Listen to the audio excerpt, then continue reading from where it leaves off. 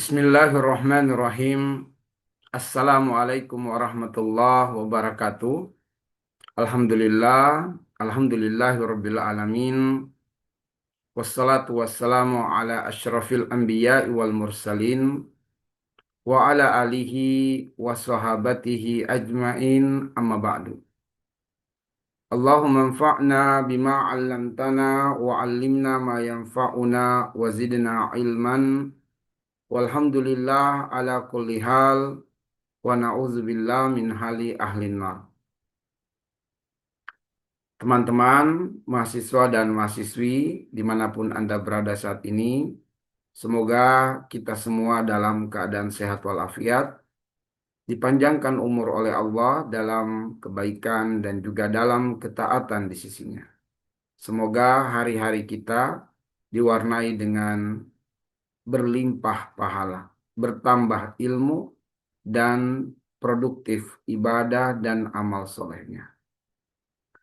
Teman-teman sekalian, hari ini kita akan melanjutkan pembelajaran. Pembelajaran untuk mata kuliah Akidah Akhlak, yang seyogianya pertemuan dilangsungkan secara offline ataupun secara online. Namun, qadarullah fa'ala ma yasha. Saya sedang diperhadapkan pada suatu urusan umat, urusan dakwah, sehingga belum dapat membersamai teman-teman semua secara langsung, baik via offline ataupun secara online.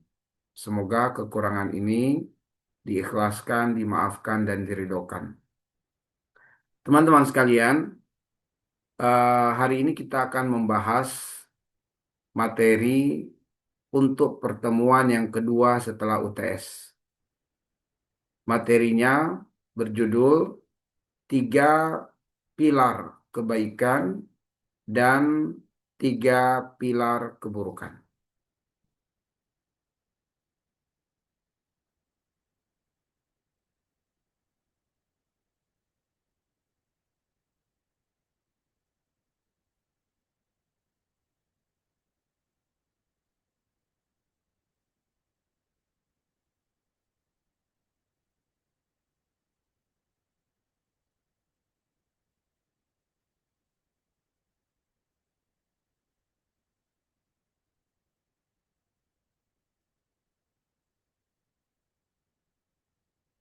Baik, materi kita adalah 3 pilar kebaikan dan keburukan.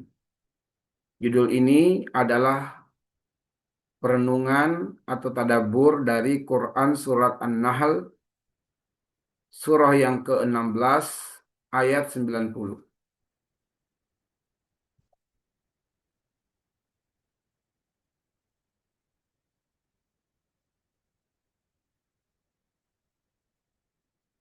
Perhatikan firman Allah Subhanahu wa taala, Quran Surat An-Nahl, surah yang ke-16, ayat 90.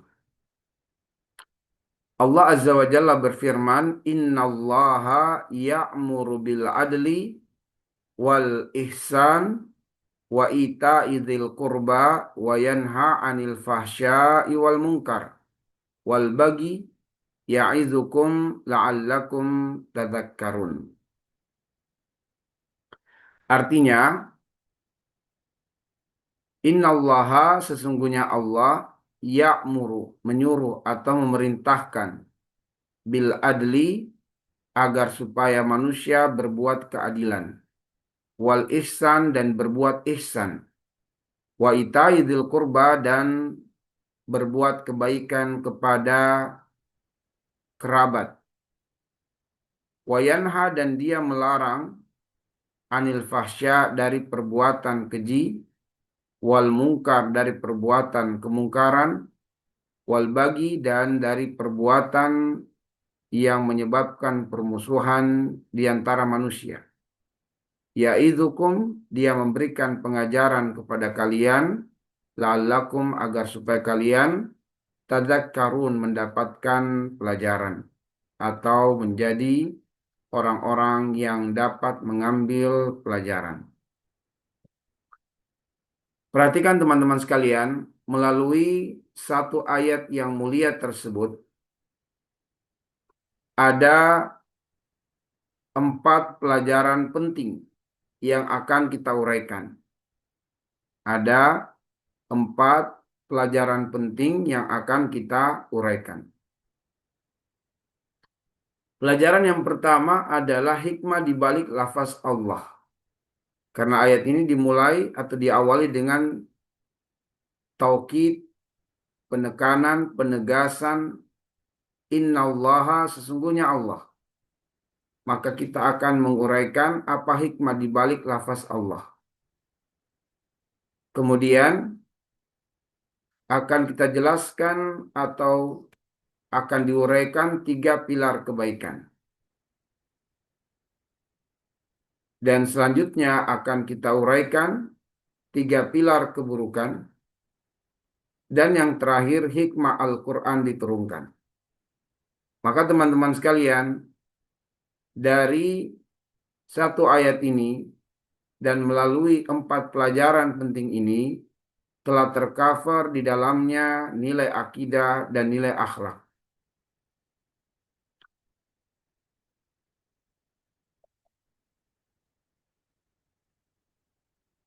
Mari kita ungkap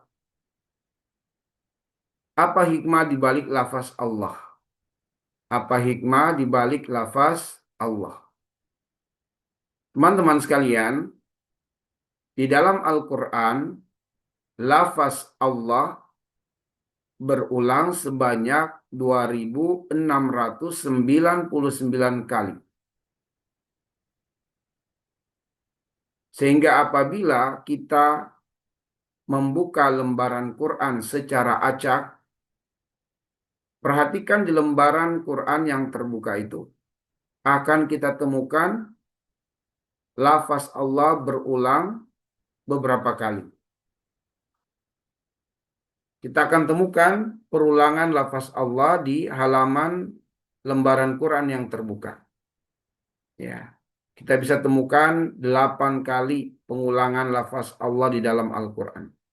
Atau di halaman Al-Quran yang terbuka. Maka teman-teman sekalian, tentu orang yang selalu membaca Quran pasti banyak melafazkan nama Allah Subhanahu wa Ta'ala. Apa sih arti dari lafaz Allah? Apa sih arti dari lafaz Allah? Lafaz Allah itu artinya adalah al-ma'luh. Apa itu al-ma'luh? Al-ma'luh artinya yang maha berhak disembah, yang maha berhak diibadahi. Sehingga kalau kita kembali merujuk kepada tujuan penciptaan manusia yang disebutkan oleh Allah di dalam Quran surat Az-Zariyat ayat yang ke-56, "Wa ma khalaqtul jinna wal insa illa liya'budun." Dan tidaklah kuciptakan jin dan manusia kecuali untuk menyembah kepadaku.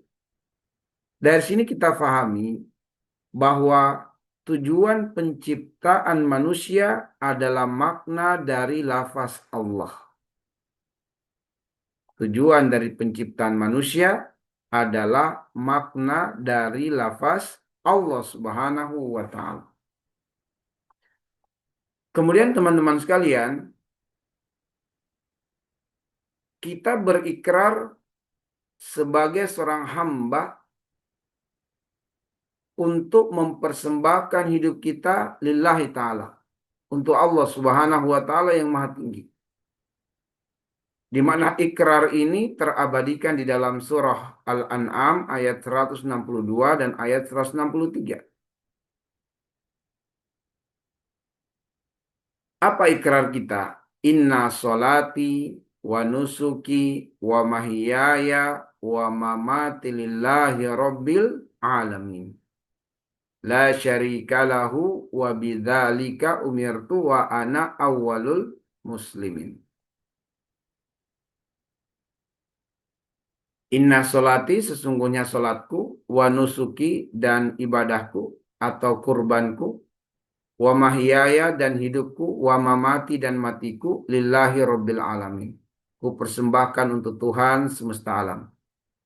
La syarika lahu, tidak ada sekutu baginya. Wa bidzalika, dan karenanya umirtu, aku diperintah. Wa ana awwalul muslimin, dan saya selalu akan terdepan dalam urusan membela Islam dan kaum muslimin.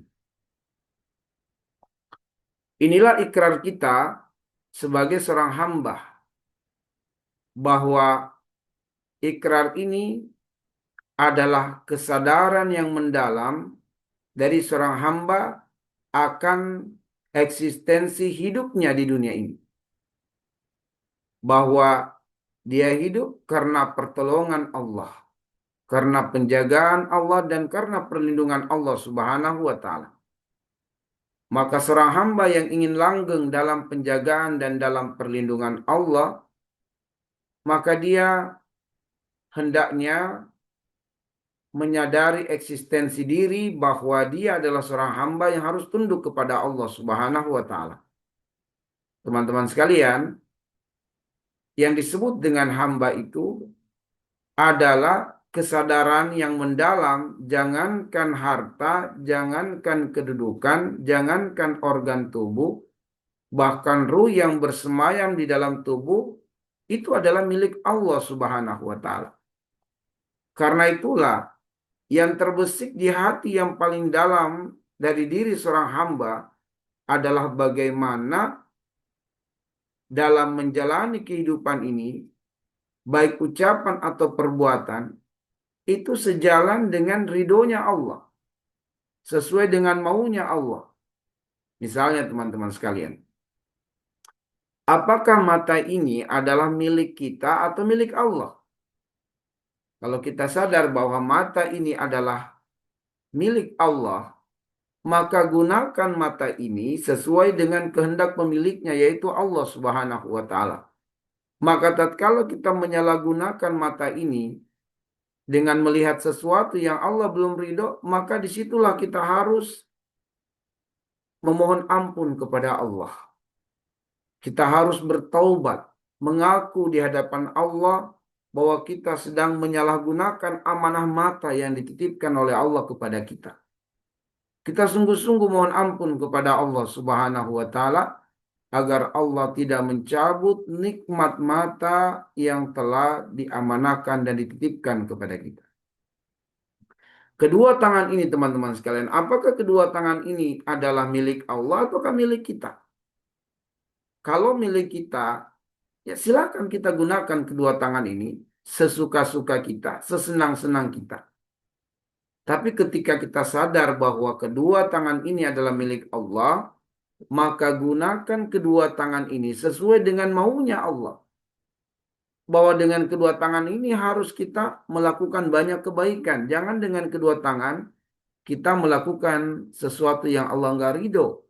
Kita mencuri, kita menzolimi orang lain, dan seterusnya. Baik. Kemudian teman-teman sekalian, bahwa kita diperintah untuk banyak menyebut nama Allah. Di dalam Quran surat Al-Ahzab ayat 41-42, ya ayyuhalladzina amanu uzkurullaha zikran katsiran. Wahai orang-orang yang beriman, sebut nama Allah sebanyak-banyaknya. Sebut nama Allah sebanyak-banyaknya. Wasabbihuhu bukratan wa asila, dan bertasbihlah. Ya, dan bertasbihlah dengan meninggikan, mensucikan Allah Subhanahu wa Ta'ala di waktu pagi, di waktu petang.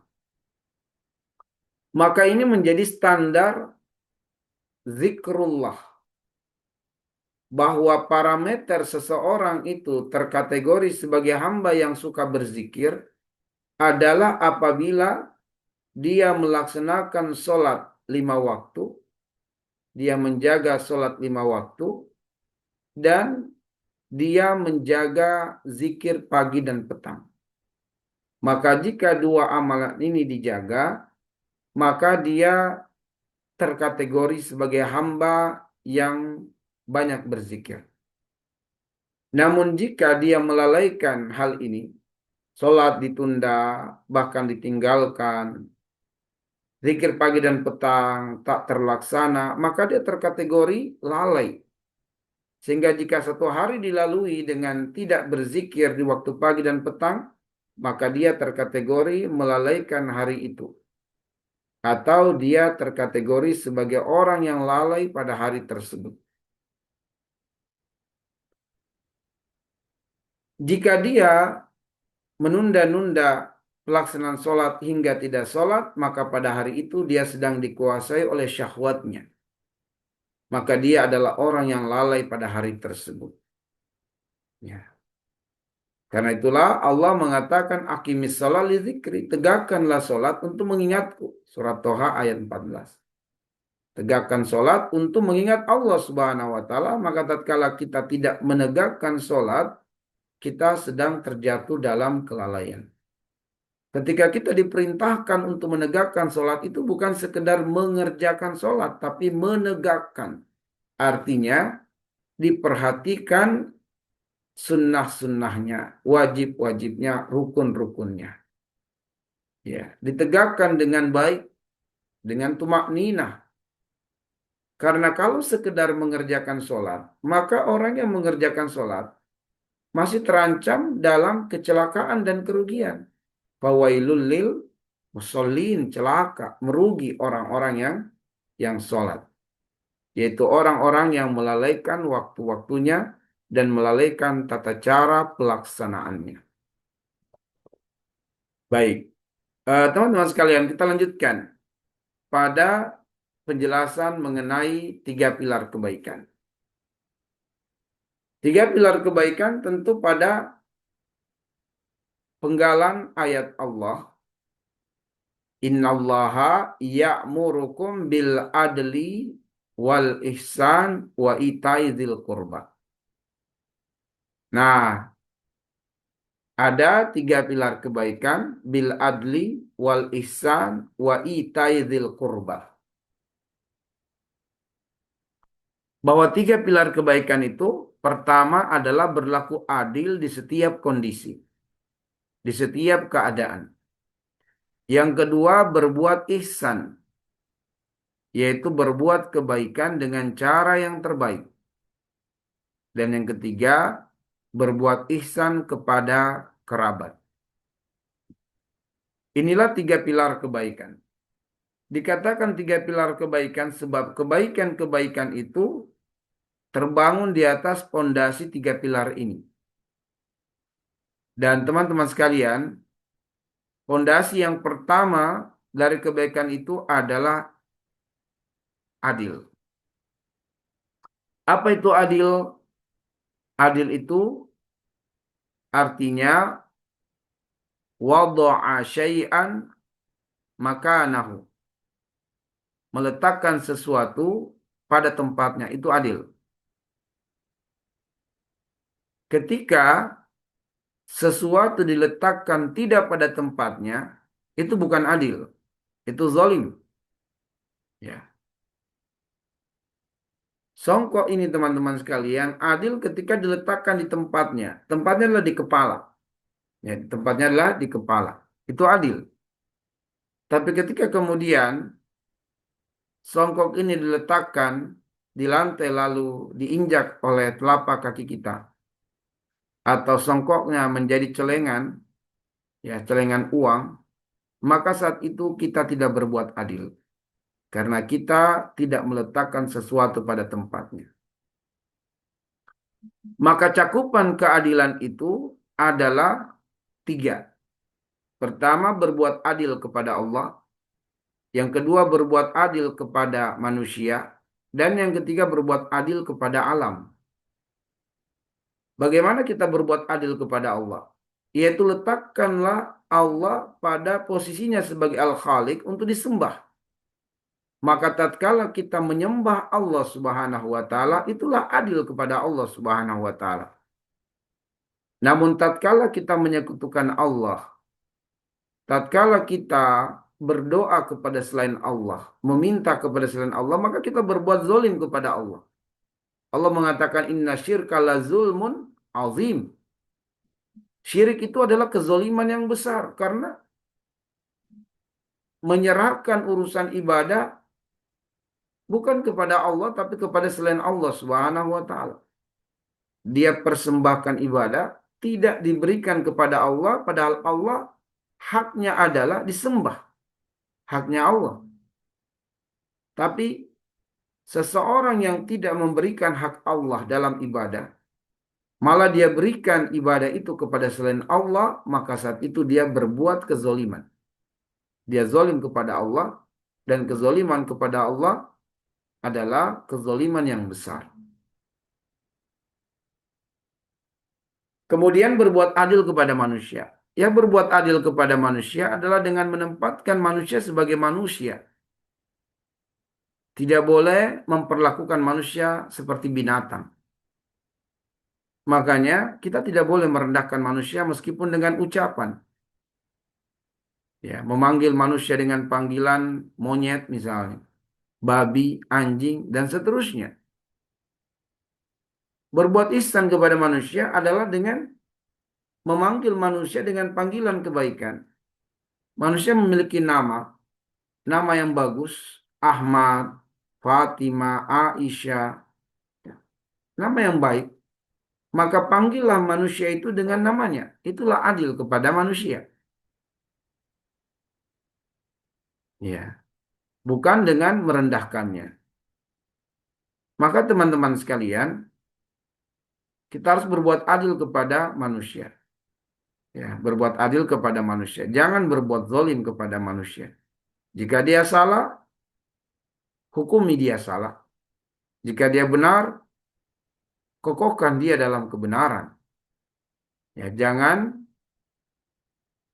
dia salah malah dibebaskan dari hukuman karena adanya hubungan-hubungan tertentu atau kepentingan-kepentingan tertentu. Atau sebaliknya, dia seharusnya berada dalam kebenaran, malah dijadikan kambing hitam untuk disalahkan. Dan kemudian kita berbuat adil kepada alam. Ya, berbuat adil kepada alam itu ya kepada lingkungan, kepada binatang, kepada tumbuh-tumbuhan, itu adil. Kita sudah diberikan fasilitas rumah oleh Allah. Dan dengan rumah itu kita bisa berlindung dari panas, dari dingin, dari hujan. Kita bisa beristirahat. Maka berbuat adil kepada rumah dengan menjaga rumah itu. Merawat rumah itu, mengurus rumah itu. Memperhatikan tidak hanya kebersihan rumah, tapi juga keindahan rumah. Itulah adil terhadap alam, terhadap lingkungan. Berbuat adil pada kendaraan dengan menjaga kendaraan, mengurus kendaraan, merawat kendaraan. Itu adil. Berbuat adil kepada binatang. Nanti insya Allah kita akan masuk kepada hari kurban. Di tanggal 27 Mei 2026 telah ditetapkan sebagai 10 Zulhijjah. Maka hari itu disebut sebagai hari nahar, hari kurban. Dari tanggal 10 sampai tanggal 13 Zulhijjah. Maka dalam berkurban, berbuat adillah dengan cara melakukan penyembelihan yang terbaik. Pisau ditajamkan, ya. Jangan membuat hewan kurban itu kesakitan dengan alat pemotongan ternyata tumpul. Ya, ini tidak ihsan kepada binatang.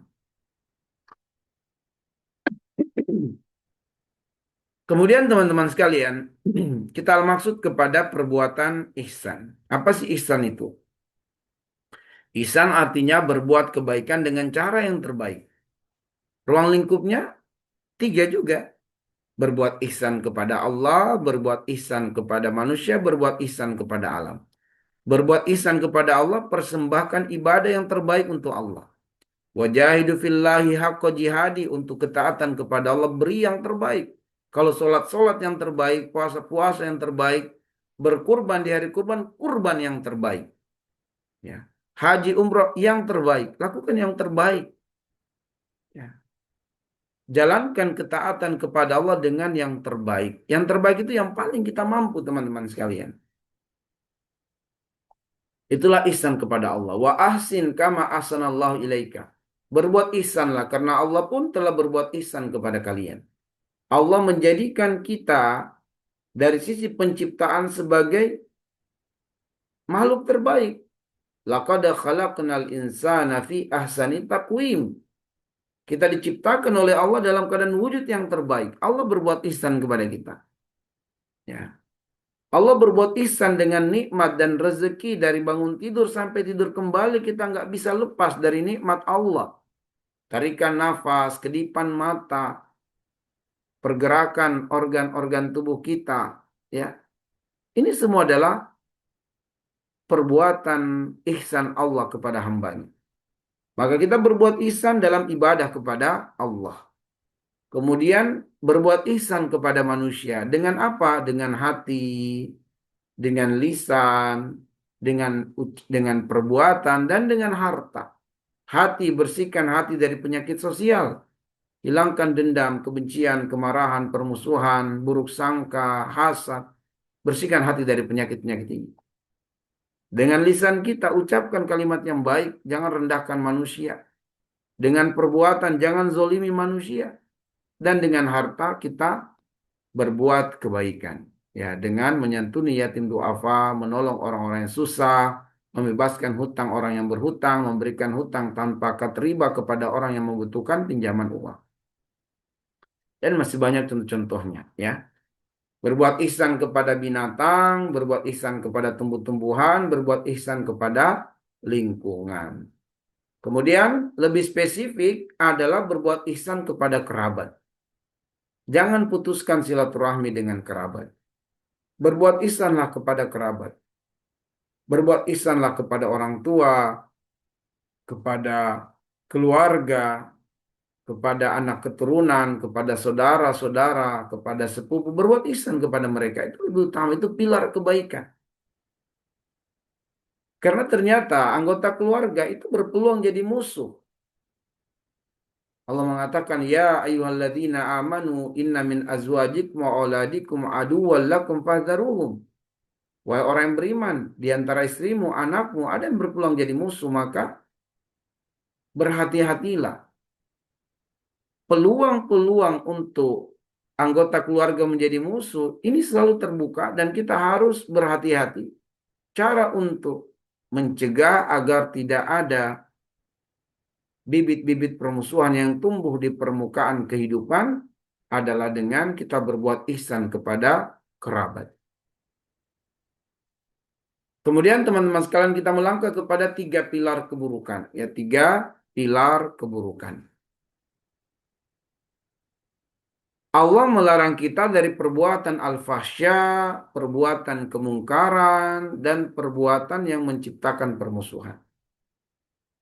Ya. Apa itu al-fahsya? Al-fahsya adalah perbuatan melanggar hak-hak Allah dan juga perbuatan melanggar hak-hak manusia. Jadi perbuatan kezoliman terhadap Allah dan perbuatan kezoliman terhadap manusia. Misalnya manusia berzina. Ini tidak hanya ya melanggar hak-hak Allah, tapi juga merusak manusia. Ya, merusak manusia, berbuat zolim terhadap manusia. Misalnya laki-laki berzina dengan seorang perempuan. Mungkin bagi laki-laki tidak ada bekasnya, tapi bagi perempuan meninggalkan bekas dan itu menyebabkan kezoliman kepada keluarga perempuan. Ya.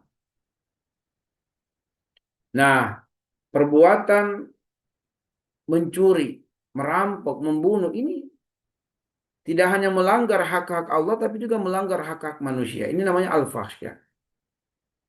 Perbuatan yang sangat keji. Sebagian ulama mengatakan perbuatan al-fahsya perbuatan yang didominasi oleh syahwat birahi. Ya. Seperti zina, kemudian perselingkuhan yang banyak terjadi, LGBT, itu al-fahsya. Kemudian perbuatan kemungkaran. Perbuatan kemungkaran itu perbuatan kezoliman dengan hanya melanggar hak-hak Allah. Ya. tanpa mengganggu manusia. Itu berbuat kemungkaran. Misalnya dia nggak sholat. Dengan dia tidak sholat, dia tidak merugikan manusia. Tapi dia melanggar hak Allah Subhanahu wa Ta'ala.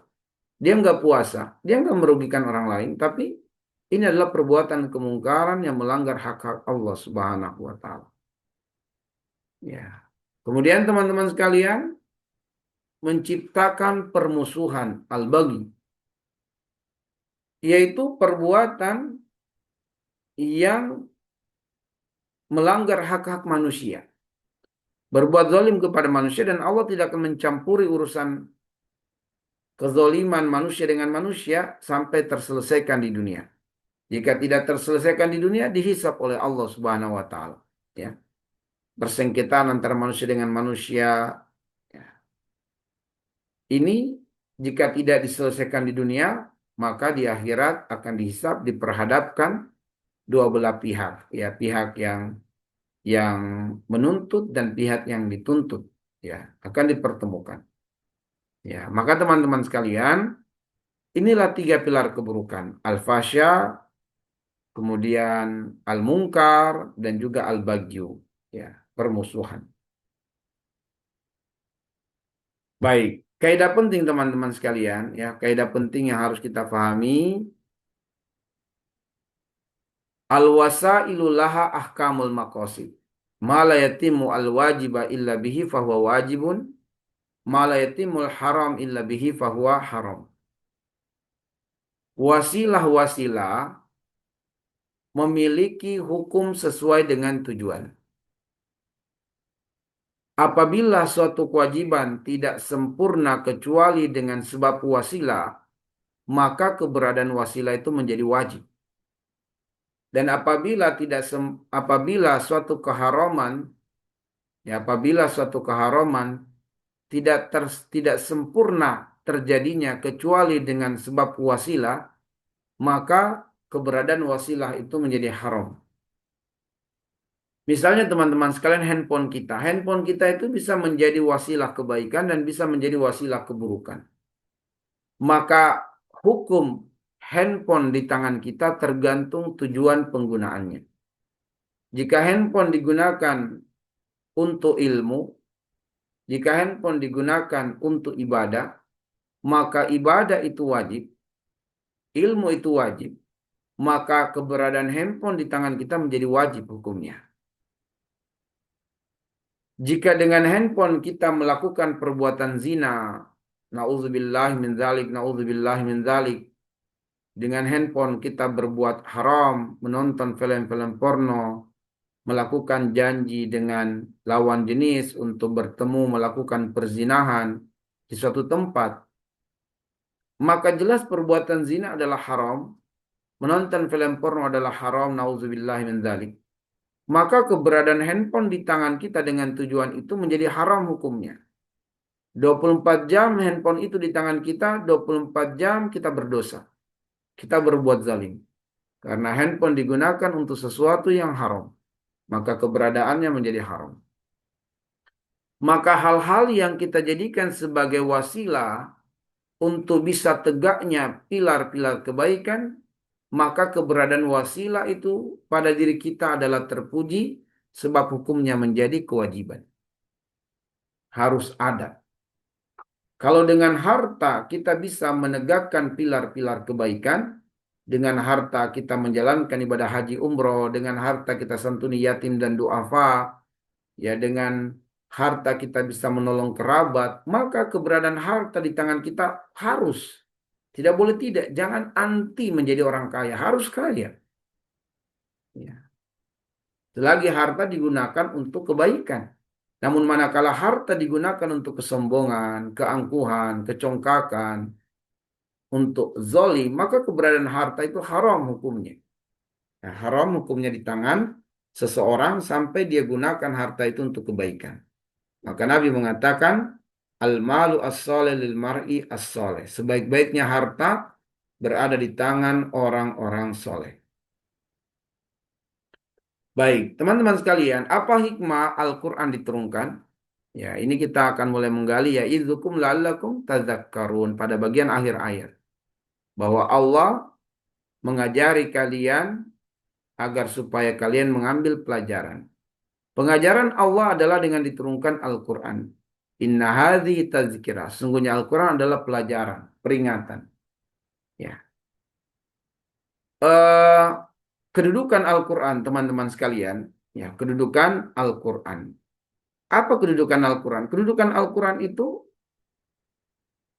ditinjau dari sumber datangnya, ditinjau dari waktu turunnya, ditinjau dari pengantarnya, dan ditinjau dari penerimanya.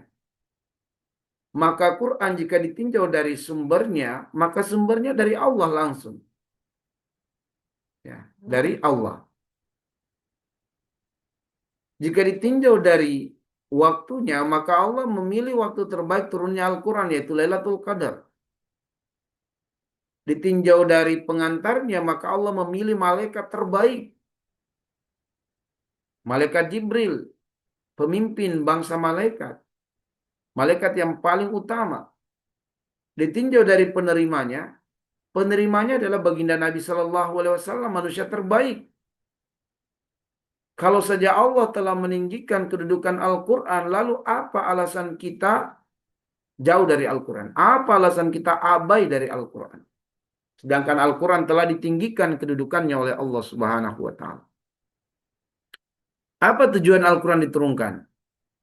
Tujuan Al-Quran diturunkan di dalam Quran surat Shad ayat 29 ada dua tujuan. Ya. Liyadabbaru ayatihi waliyatadzakkara ulul albab. Al-Quran diturunkan dengan dua tujuan. Liyadabbaru ayatihi waliyatadzakkara ulul albab. Agar supaya Al-Quran itu direnungi, difikirkan, ditadabburi.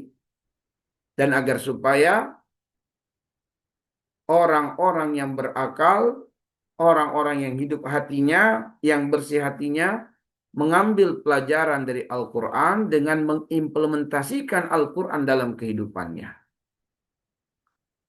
Dan kemudian teman-teman sekalian, hikmah Al-Quran diturunkan adalah hati yang lapang untuk Al-Quran. Allah mengatakan afala yatadabbaruna al-Qur'an am ala qulubin aqfaluha. Surat Muhammad ayat 24. Tidakkah mereka mentadabburi Al-Quran ataukah hati mereka terkunci? Maka orang yang terkunci hatinya, tertutup hatinya itu nggak bisa mengambil pelajaran dari Al-Quran.